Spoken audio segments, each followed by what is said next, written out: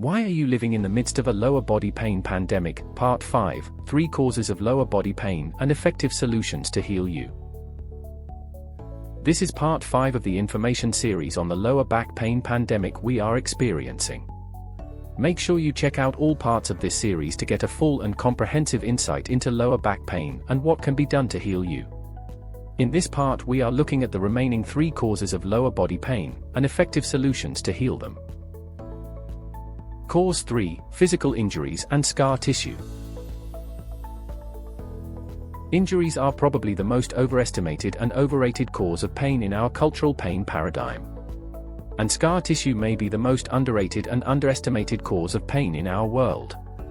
This can seem like somewhat of a contradiction in terms unless you understand that scar tissue can often come about as the result of repetitive strain and persistent lifestyle factors like poor posture.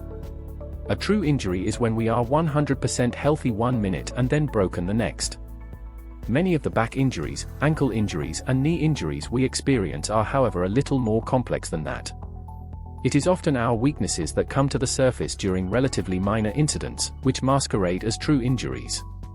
This being said, there are obviously many other occasions when we sustain true injuries. Regardless of whether they come from weakness or genuine bad luck, many of our injuries leave us with lasting challenges. This is obviously true of the majors like back pain and whiplash injuries after major car crashes, but it is in many ways just as true of the common garden variety ankle sprains. Physical injuries cause chronic pain through the legacy of scar tissue and muscle wasting. Ineffective rehabilitation is injury management that doesn't deal effectively with the scar tissue and muscle wasting left by classic ankle sprains. And, for your information, effective injury rehab is the exception not the rule in our society.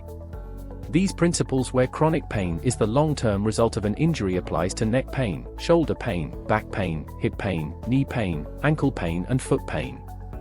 By virtue of the sheer quantity of weight bearing the lower body does it frequently cops the worst of what scar tissue and muscle wasting have to offer. In addition, we depend so heavily on the tissues of the lower body for movement, they by and large have greater scope for manifesting chronic disability. Cause 4, lack of education. Consider for a moment how well you look after your teeth. 5 minutes in the morning and 5 minutes in the evening, every day. Regular checkups, semi-regular visits to a hygienist. If you have pain in a tooth you seek help immediately. And at least if you are one of the few slackers who don't stick with the dental program, you most likely know that you should.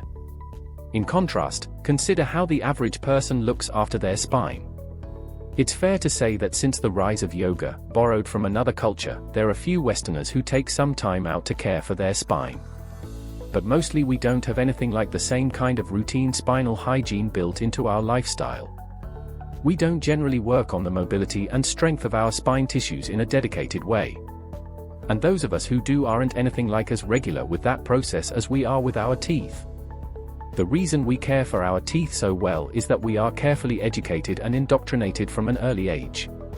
By the time we are 7 years old we have an excellent grasp of what it is that impacts the well-being of our teeth, and we know exactly what we need to do about it. If you go onto a busy street in any city in the developed world and ask 100 people what you should do about your tooth pain, you will get near enough 100 really consistent responses. In fact, 100 out of 100 will even know how you could have prevented it from hurting in the first place. On the other hand, if you head onto the same street and ask 100 people what you should do about your back pain you will scarcely get the same answer twice, and take my word for the fact that very few of them will be high-quality responses. We have absolutely no consensus and very little understanding of what really causes problems like back pain, hip pain and knee pain. And even fewer of us know what the real processes are for resolving these complaints once they become chronic. This is due to a lack of education, systematically and even amongst healthcare professionals. Cause 5, stress and emotional trauma. The research has shown conclusively that there is a profound connection between psychosocial stress, trauma and chronic pain. Broadly speaking, there are 2 primary ways in which chronic emotional disturbances create and influence chronic pains like back pain and hip pain. The first is habituation of muscle tension and stress-related postures which cause the type of physical changes we associate with chronic pain. The second is chronic activation of pain pathways deep in the central nervous system. Much of our ancestry is made up of animals that were prey to much bigger, toothier critters. And all prey animals are equipped with a freeze reflex that complements the fight or flight system. There is a big advantage to having a freeze reflex. If you get grabbed by a big cat, and you freeze instantly, there is a reasonable chance it will assume you are already dead and not go in for the full neck bite. Being frozen up, only partially chomped and seemingly dead gives you a small but real evolutionary advantage. If the predator is distracted by another predator or goes off to fetch its cubs for dinner, you have a chance to escape. Being on the inside of the freeze reflex is not a fun place to be, just ask anyone who has been there.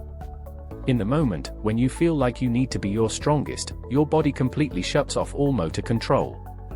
As far as the nervous system goes, the freeze response is like driving a car at 100 km per hour and suddenly applying the handbrake without coming off the gas. It can be terrifying to feel weak and defenseless in a moment where we naturally want to feel strong. Animals are far better than us at literally shaking off traumatic events. They tremble and shake to release the freeze response and then run like the clappers.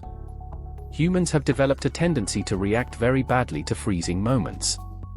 Having large frontal lobes as we do means in moments like that we make snap judgments like I am totally powerless to defend myself. These impressions carry with them the tendency to ball up the freeze response moments rather than express it effectively. Unprocessed freezing up is how we carry trauma in our bodies. And the double bad news is that it doesn't only happen with the big stuff. Even small events can create this kind of reaction in our bodies, and it's basically how we convert lots of small stressful moments into a buildup of anxiety, fear, stress, and the other emotions that we use to cover them up, like anger. Carrying these layers of unprocessed trauma in our nervous system is how many of us ultimately convert our stress and trauma into chronic pain. Chronic muscle tension and irritable nerve pathways are unsurprising knock-on effects of trauma responses stuck in the body over the longer term. Conclusion and way forward. So now you know, assuming you are willing to take my word for all this, that our lower body pain pandemic is not the big achy mystery it might have been, given how much there is out there. The point of this info series was firstly to acknowledge what a pain pickle we are in as a society, and perhaps reassure you that you aren't alone if you are struggling with chronic pain. And secondly to demystify all this pain, as a start point on the journey towards full rehabilitation and recovery.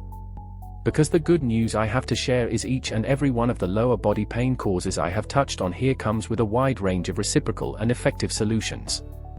The scar tissue that causes so much of our knee pain and ankle pain can be broken down. The muscle wasting causing our back pain can be sorted with the right exercises. The impact of hard surfaces can be mitigated with exercises and custom orthotics to provide support and shock absorption to our joints. We can learn about how to take better care of our muscles, joints, and soft tissues. And our trauma can be healed and released, often with surprisingly simple tools and exercises. And when we put all this together for ourselves in a way that works for us, we will have taken a small but hugely meaningful bite out of the largely silent pain pandemic we are living in the midst of. Now that you are armed with all this information, it is time to take some action on your journey to recovery from your lower back pain. Give us a call at City Chiropractic on 0438564446 to make an appointment now.